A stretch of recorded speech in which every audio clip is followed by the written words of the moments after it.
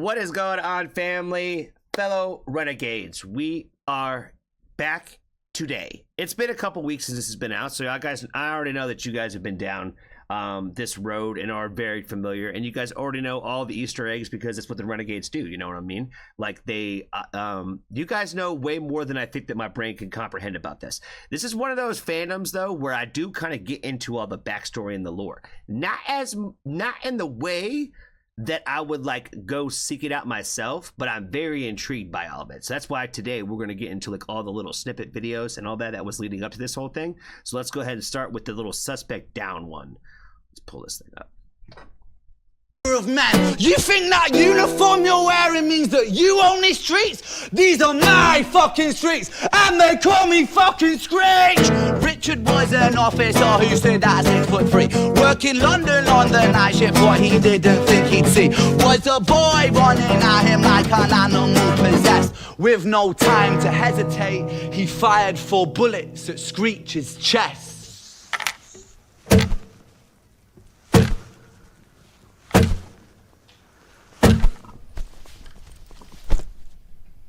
It's like reliving it all over again. Oh shit.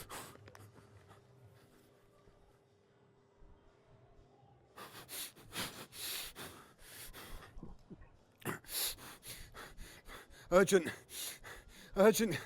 Suspect down, 4 shots fired. Need ambulance and backup. Uckbrook Mews, Paddington. Urgent, over. Ambulance and backup on route. Uckbrook Mews, Paddington. ETA 4 minutes. Confirmed suspect station. Still active? Over. Negative. Suspect down, not moving. He's bleeding out fast. It's just get them here quick. Over.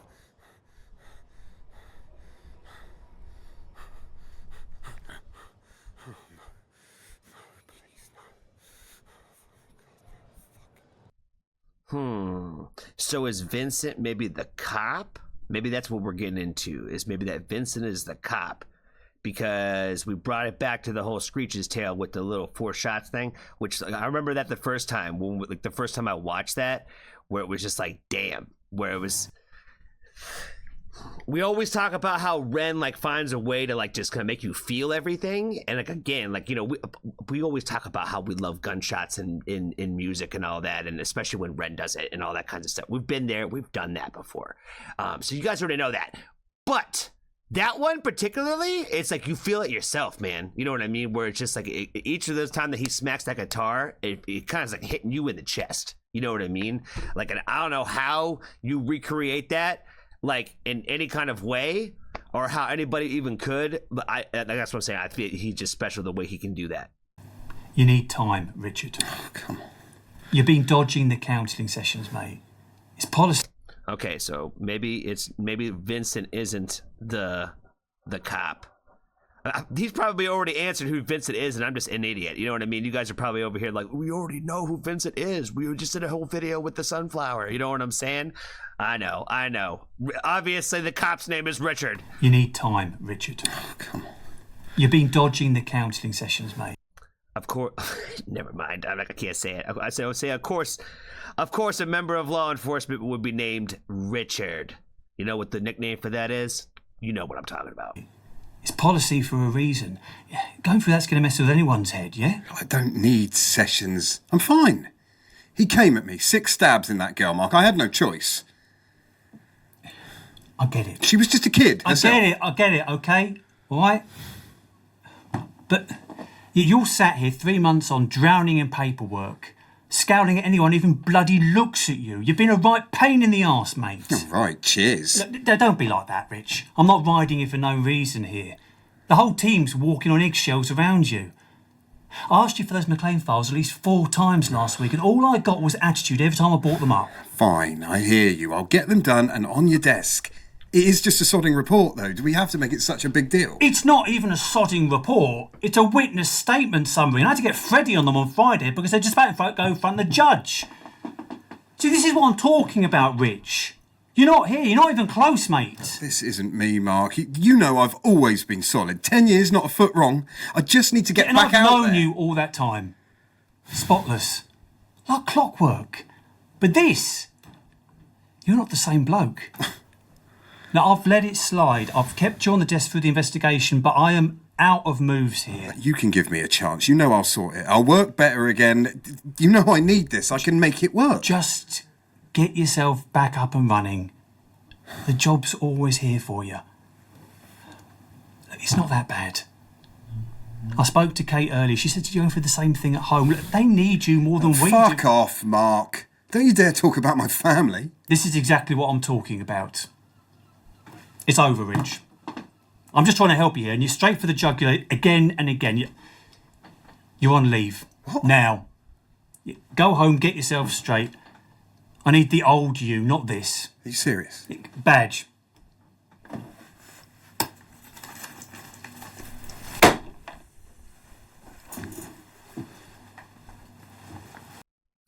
I need the old you, not this.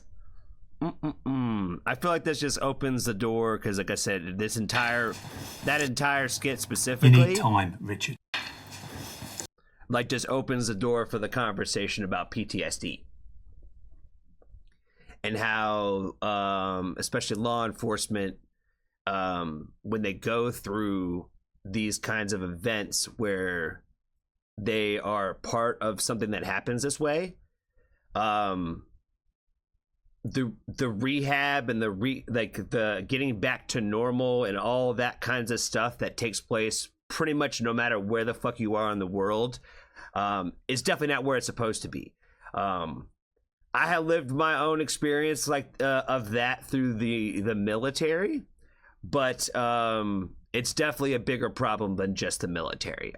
It's like I said, this skit specifically, I feel like there's a million things that you can point out and pick out about how that's exactly what this is, right? Where, so what they decided to do was, you went through this very traumatic experience where, somebody had ended up dying. And what we did was just take you out of your role and throw you on a desk where you're obviously going to be unhappy, where you're obviously still dealing with and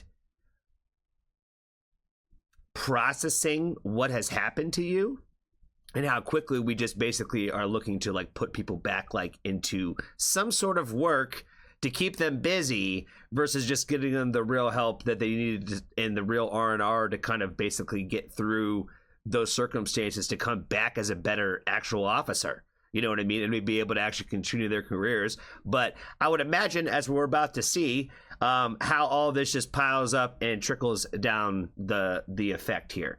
My favorite part of that entire video is when he told him specifically that I don't need you, I need the old you. Right.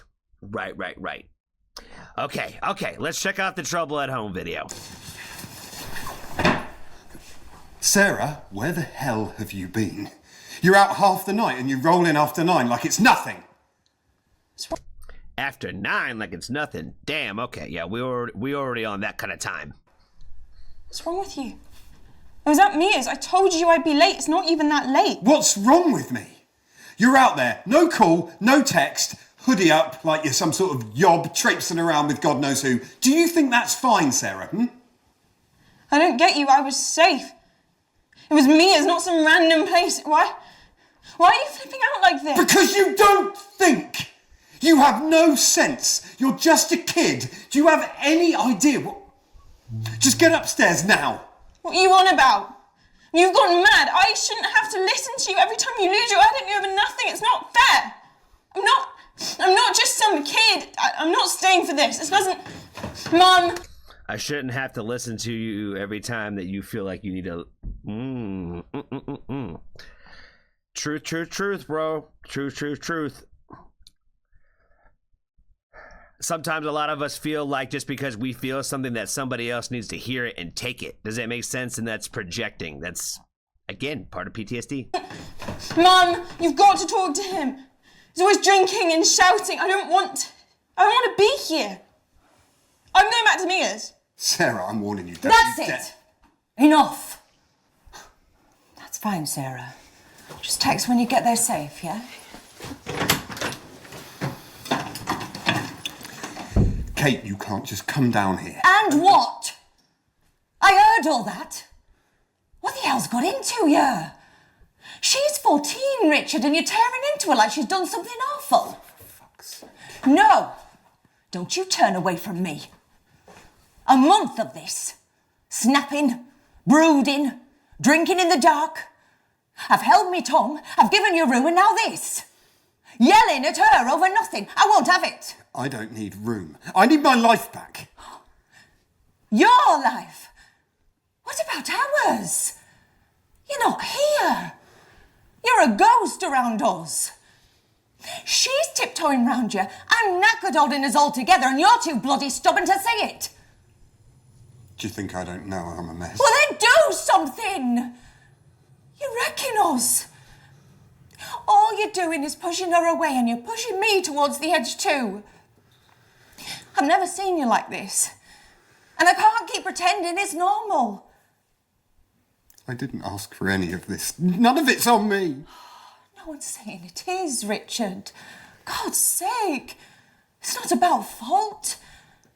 But you're the only one who can pull yourself out of this hole. We can't keep waiting for you to snap out of it.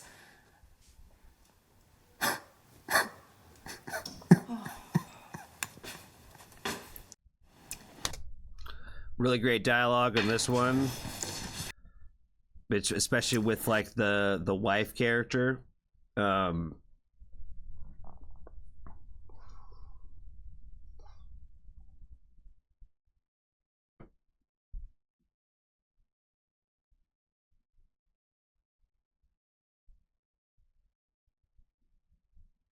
Like when she was talking about how, when he said about how I just need to get my life back. And then she said, well, what about ours? I kept thinking about that when he was making the comments to like his boss about just needing to get back out there and all that kinds of stuff. Like a lot of times the trap is that if we return back to basically the scene of the trauma, that you'll be all right. You know what I mean? You're basically you're ignoring the problems and not really facing them that way. And I think the thing that's always kind of killed me the most, especially like relating it to like me personally, has always been like when my issues are starting to affect other people this way, especially like the way that she's talking, right? Where she's talking about like, you know, how you are is affecting us this way. You know, you're yelling at us, you're having to walk around with the eggshells thing. Man, my God, if I heard the tiptoeing on eggshells thing. Oh my God, if I only heard that maybe about 1 million times in my life.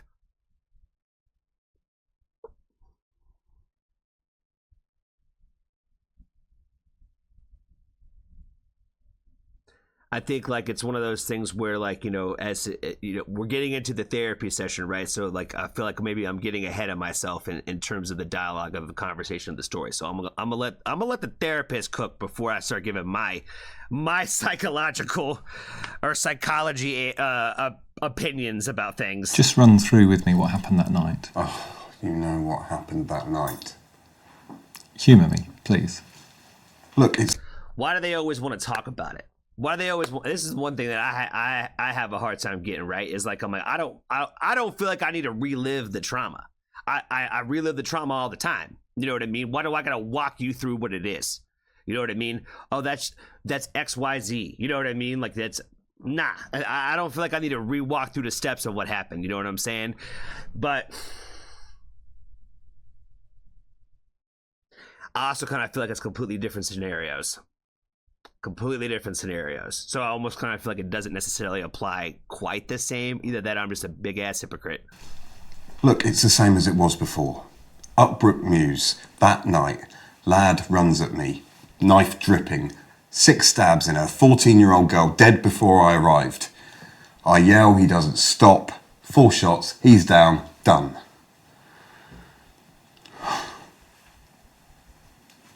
And it's still the same afterwards too. Mark has me on the desk for months, even though the investigation's long over now. Team are fed up with me, say I'm a liability and that I snarl at them. Wife's no better, she went off at me recently because I lost it with our girl. Everyone's waiting for me to pull it together, but There's nothing left for me to pull together. Coming here isn't helping. You're not helping. Richard, you've spoken a lot about other people. What about you? How do you feel right now? I don't know. I'm pissed off all the time. I just want things to go back to the way they were before, but I'm getting further away every day, and telling the story over and over again isn't changing that. I hear what you're saying. Right now it doesn't feel like anything's improving, but try not to force it. Thinking back to before, what was the hardest part for you to let go of? Being safe, I guess. Like every time I close my eyes, I see him and I'm back there. I never used to be afraid of my own head. Now I'm angry all the time. At him, at myself. I didn't want this. Didn't ask for any of it, and I don't deserve it. I just want to go back to how I was before. Who I was before. I just want my life back. You're never gonna be able to go back. That's kind of that's the first step of realization, is like your world is different now, and you're never gonna go backwards. Like when you go through something that is of a high caliber of trauma, you're never gonna not forget that trauma. You know what I mean? No matter what that really looks like. And in this case, like, you know, being like an officer, having like to gun down somebody, like, you're never going to not know what it was like before. You're never going to go back to that. You're never going to know what it was like before you ever pulled that trigger. You've already done it. It's a fact of life that you can't redo things. And I feel like that's, for me at least, that was like the kind of like the first acceptances of like, you're never going to go back to when you were 16 and we didn't know what that felt like anymore. You know what I mean? Those feelings are gone. Your naivety of that is gone. And it's how do you cope with knowing what that's like and moving forward. Does that make sense? Because like if you're on the other side of it, you've already been through the worst of it. And I know that's hard to say, because we sit here and we live this life every day thinking that that's like, you know, that it carries on forever, because it kind of does this way, but it does get easier over time, and you do find ways to help to. On some days you can forgive yourself. On some days you can't get past those things. And in this particular case, like, you know, it's more or less just a kind of acceptance of all that's happened. You know what I mean? Where you gotta take a look at in the mirror of how, you know, he said it in the beginning of this particular skit about like, you've talked about how everybody else is feeling, but you're not talking about how you're feeling. And I feel like that's like the first step, right? Is to try to figure out why you feel the way that you do. You know what I mean? And I don't know. Been through a lot of therapy. It's been a long road. It's been a long journey. And I feel like this has been a very interesting and informative like way to kind of like relate to people. Because like I said, even though not all of us are cops and not all of us have had to been through this kind of situation, a lot of us have been through trauma before, and it's the same kind of feelings and emotions and all the aftermath, even though the trauma was different. Same kind of things that you see, especially when it comes to like your relationships with your family, with just like your everyday with your job and your coworkers type of shit. Man, like I said, all that is just so relatable to no matter what it is. And that's why at the end of the day, like, you know, they used to tell us all the time, like, you know, that you never know what somebody else's day is going through. And I try to think about that all the time. Like when you run into that random person at the grocery store and they bump into you like you are their problem. And you have no idea what their day looked like. You know what I mean? You have no idea what their weeks look like, what their months look like, or what their years look like. And what led to that moment of why you in that particular moment happened to get shoulder checked. You know what I'm saying? It happened to me like a year ago where I was like, what the fuck is going on? But that lady wanted to start something with somebody that day, and I was just the person who happened to walk into her. It had nothing to do with me. And I try to like give people the benefit of the doubts in a lot of those times where I don't know what the hell is going on in your world that led you to this point. You know what I mean? But yeah, I feel like this video series has been really, really educational and really well put together. My only complaint is there's no way in the world that girl was 14 years old. Like a 24-year-old playing a 14-year-old. That's the only thing I got for this. I just want my life back. Richard, you should be aware that some experiences stay with people for a long time. As we move through our lives, we all change. We can never go back to who we were. But with my help, I'm convinced that you can live a full and meaningful life again.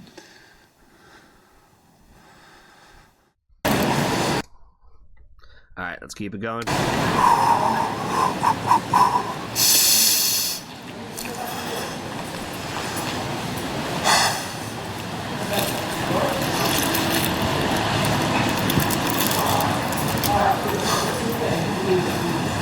Figured you'd be here, poking at ghosts. Mark, you actually came. Well, I had reports of a local flower thief. Cheers for coming, mate. It means a lot you showing up. I really didn't think you'd bother, especially after you shoved me out the door, you know. Had to shove you out, didn't I? You were a bloody liability. Yeah. I couldn't see straight, let alone pass your own nose. Didn't mean I stopped giving a damn, though. Friends don't just walk away. I like the fact that he's coming back and talking to him like later, right? I also would say that homie definitely needs a little bit of maybe a mentorship conversation with maybe how to better handle that conversation in the future, because a few of the things he said to homeboy would have made the wrong person tick. You know what I'm saying? And when those people are like that, I don't want to say that they're unstable, but they kind of are. You know what I mean? Where like that is kind of the issue that they were running into with him, was that he kind of was unstable. You know what I mean? And some of the verbiage that he used never would have passed HR. That's all I'm saying. That's all I'm saying. Like, you know, that whole "I need the old you," shit. That nah, man. Some guys will pull that gun out and shoot you right there. You know what I'm saying? Walk away, even if the other one's too thick to notice. Yeah, I was in the right state, wasn't I? But my bad. I meant to also leave that with the point of when he said it, but it didn't mean that I didn't stop caring. A lot of times we push people away in those time frames, in those circumstances, and we use those small little instances when he did say the wrong thing, and I'm going to hold that entire thing against you now. You know what I mean? When he did really mean well. You know what I mean? I try to really judge people based off of their intentions, not necessarily the words that they say, because a lot of times people say the wrong words. Hey, if you're watching this video right now, I'm Johnny Foxtrot, and I say words wrong all the fucking time. I mispronounce things. I say things backwards. I use words that don't even make sense in those sentences. So I definitely do not hold people to the standards of like, well, that's what you said. You know what I mean? It's like, what did you really mean when you said that, though? You know what I mean? And it's a lot easier to tell that not via text message. So yeah, if you ever have to have real conversations, don't do it via text, because you can't ever see what anybody's face looks like, what their voice said, all that stuff. That's Johnny's advice. Rule number one: you want to have a serious conversation, speak about it. Speak about it. Don't text about it. Yeah, I was in the right state, wasn't I? Yeah, you were. Still feels like I'm wading through it some days. It's night and day from then to now, though. Took more than thought you had in you to get this far. That's why I'm bringing you back. What? Next week. Your desk's waiting. Reckon you can handle it? Next week? Christ. Dunno, maybe. Yeah. Feels like I might not cock it up this time. You won't. And if you do, I'll boot. I might not cock it up. That sounds super like British swag right there, slang. You know what I mean? I'm trying to think of like, because I'm like the American equivalency of that, of like saying the same thing would be like, I don't want to dick it up. Dick it up. That's kind of funny. Maybe we start using that over here. I don't really want to, because we would just say fuck it up. You know what I mean? And obviously that's basically just an alternative way to say I don't want to fuck it up. I don't want to cock it up. I don't want to dick it up. I'll boot you out myself. Go on. First coffee's on me. Deal.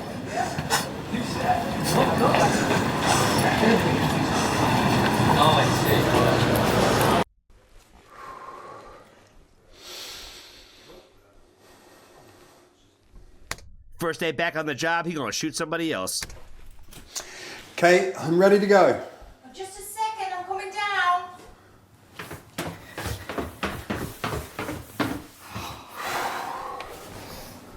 I'm so proud of you, love. Have a good day, yeah? Say hello to Mark for me. I will. Have a good day and don't cock it up. You don't look so nervous.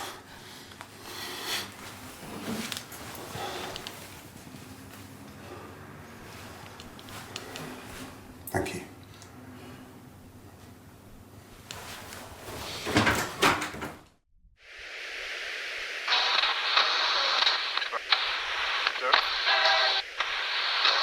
All right, he's back on the job now. Let's see what this is going to be all about. Welcome to the end of days. Below, the fires rage, their hungry flames consuming what little remains of the ancient forests. Far to the north, the polar bears drift on shrinking islands of ice, their silent struggle a haunting echo of our own.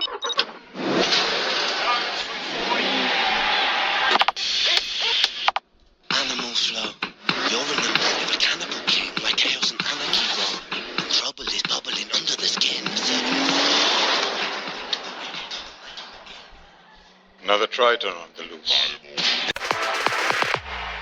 Coming up, I do really like Pigman. Like, I had such a good chat with him last night on the terrace, and like, he is my type on paper. Yeah. But I don't want to put all my eggs in one basket, because obviously I do want to get to know everyone. Like, it is. As News 8's Tina Tell tells us, this may be a once-in-a-lifetime event for some people. It's not as exciting as I thought it was going to be, you know. Capitalism is failing us. People are doing the unthinkable. They are consuming less. With the elevator music on the capitalism message. They are consuming less. The answer? Envy in a pill.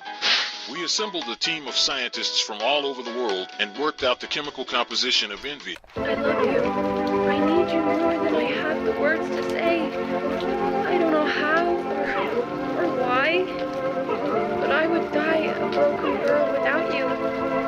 Please, don't go away. A year on from the tragic stabbing of a 14-year-old girl by a teenage perpetrator, who was then shot by police, the community remains deeply shaken.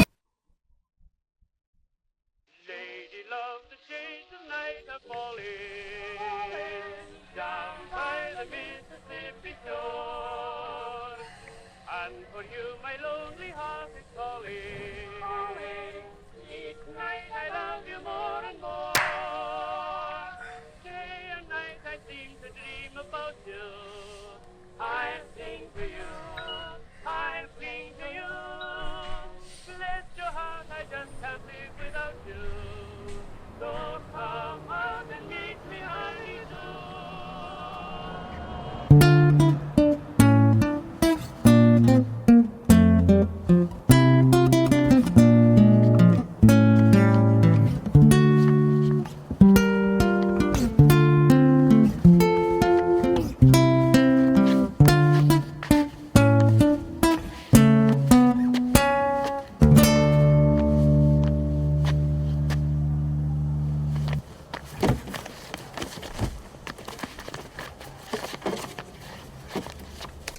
Okay.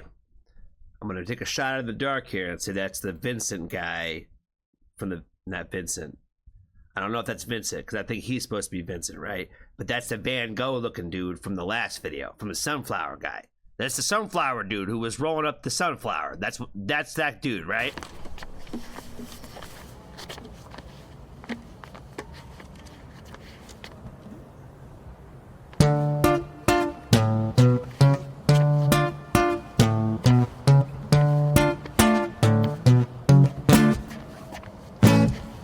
Come on, let's have it, you miserable prick. I will do what I want, I will drink till I'm sick to my stomach. I'm sick of the same boring songs. I am sick of these pavements I find myself on. Great Britain, I hate you all. Say that with pride, it's my right to be violent when you fell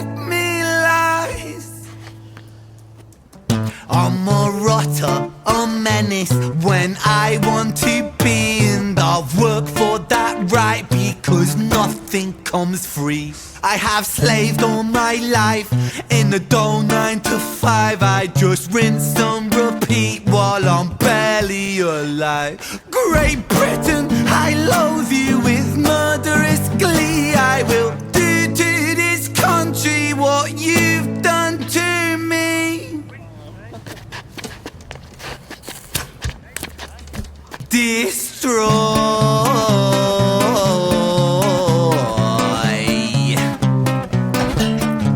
I want to tear apart these buildings from the cinder blocks they stand. Leave this town in dust and rubble, make some trouble with my hands. I won't lie, I'm fucking wasted, but I wasted all my youth, and I've stayed so damn complacent. Getting wasted is my truth, so my style of self-expression is a fist into the gut. It's throwing up upon these pavements. Shut your fucking mouth, you slut. Banished angel, I am Lucifer. Might reign like Genghis Khan, soon you will all know my name. I am the storm after the calm. I'm the victim of the victim list, the pill that makes you sick. I am chaos incarnate. Let's fucking have it then, you prick! Now the rules of the street fight are simple. It's pretty much anything goes. Keep... Stop it. Stop. We really don't have a fight. I love this. I really like how the little like melody that he's playing with the guitar. It reminds me a lot of the other tales, where it's like it's got like a similarity to it, but it's not the same. It's different, but it also sounds like it kind of fits like within the series, if you will. It's got a very like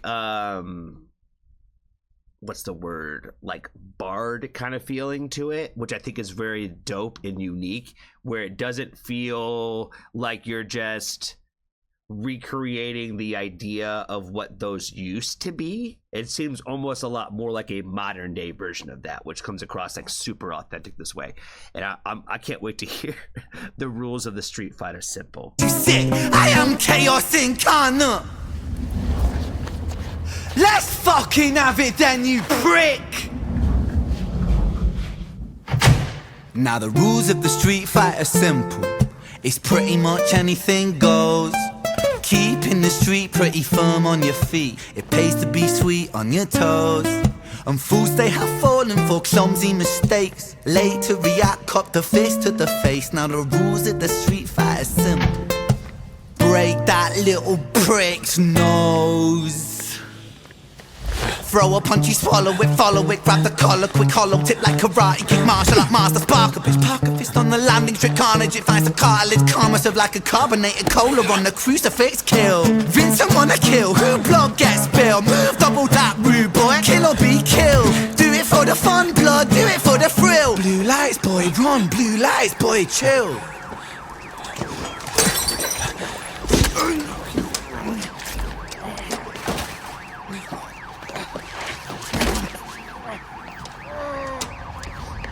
He just told him to chill and he stabbed him. He said, yo, the pigs are here. I'm gonna kill you real quick.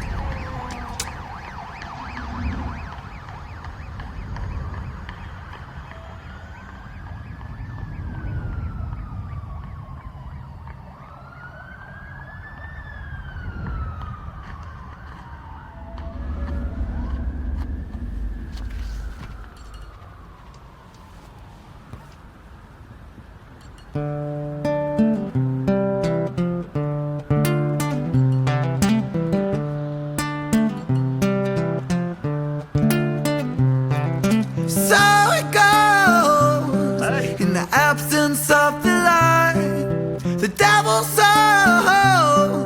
I see in other mind. Vincent was shaken, run from the law, hide from the bacon, crouch on the floor, the cook to a man. Hide from the bacon. I love it when he talks like this. Bacon, crouch on the floor, the cook to amend him. Hate the wolf spits on him, rapes him, hits him, kicks him when he's down, and that shapes him. He hears the sound of a copper, hot up on his tail proper, Vincent off his rocker. Bothered by the lie that Britain sold him, what a shocker. Where greedy eat the poor, a holy war, the chosen prosper. But some were never chosen, they stay frozen in the locker. Destined to survive in 9 to 5 and watch the clock, but don't think about reality, my little happy shopper. A brand new show on Netflix to distract you from the horror. And swallow all your morals for a retweet or a follow. And shadow ban the problem man, a sold for $1. And keep the fight amongst yourself, don't think about the squalor. The systems don't impose it or the rules that we all honour. And fuck it, Vincent cooked to boiling point, he's cannon fodder. So what's the use in running, he's already in the locker. He's careless with his actions now, a clumsy motherfucker. He turned to face his fate, cause fate's a bitch and none will stop her. Richard was an officer who stood at 6'3". Was his first day back at work after a time of absent leave. Working London on the night shift, what he didn't think he'd see was a boy with a guitar, bruised and battered on his knees. But Richard lived in caution now, tormented by his past. Not so quick to find a trigger, not so fast. But Richard was a righteous man who lived inside the law. So he leapt upon poor Vincent and he cuffed him to the floor.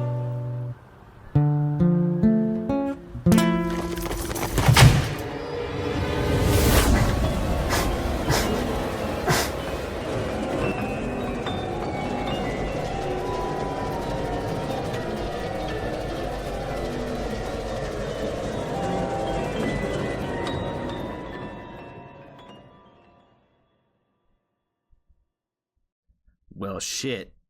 They're all like just intertwining this way. Now, because like that was all like a lead up. Like all the videos at the beginning were all like a lead up to get into the story of Vincent, not even the story of Richard. The story of Richard getting to the point of even going back to work to get to the point where he was the one who showed up to find him. So where's the story go from here now? Interesting. Definitely want to point out the fact that like all the really long takes that Ren did in the video were obviously, again, extremely fire for that in that aspect. We didn't do like an entire video of a one take, but we had like a really, I think it was like either one really long scene or two really long scenes that basically happened. So it was basically just like that whole thing with him walking out the bar, picking up the guitar, getting all the way to the street fight to him stabbing him was all like one scene. You know what I mean? That was just like all just like a continued shot. So that shit was super, super sick. So shout out to just really the creative team around just putting this entire thing together, because that thing was super fire. The way that they had like swayed the cameras when he was like coming out of the bar, when he was sloppy and sloshy, and the camera kind of followed that too without making you like feel sick, but also kind of showing and highlighting what was going through in that perspective. I thought was really, really awesome. I feel like they captured a lot of that stuff really, really great in this video. I'm not sure what else to say because I feel like it kind of leaves you like on a cliffhanger. You know what I mean? So like I feel like we got to get to the next one. I don't know if you guys already know when the next one's coming out. I'm sure it's probably been announced somewhere. I'm sure somebody's got a secret email from Ren that he got released to, like, I don't know, Vibes or something, letting him know when the next one was coming out, and y'all posted it somewhere in the Renegade universe. So I'm sure you guys probably have an idea of when the next one's coming out if it hasn't been officially announced. But I'm excited to check out the next chapter of this. Like I said, this has been like a really cool like journey so far, and like I said, I didn't even realize that when we were getting into like the last one with the with sunflowers that was just kind of like, they call it a prologue. There really was kind of a prologue, an intro to like what's going on with this. So this almost kind of feels like part one of the ongoing series of what was going on and how we're picking up these tales with the story. So I think it's super sick. I'm really excited for the next one, and I think that's all I got for this one, guys. Have a great day wherever you are in the great wide world. Be kind to a stranger. Tell somebody that you love them. And if you haven't joined the Foxtrot family, there's always room for you.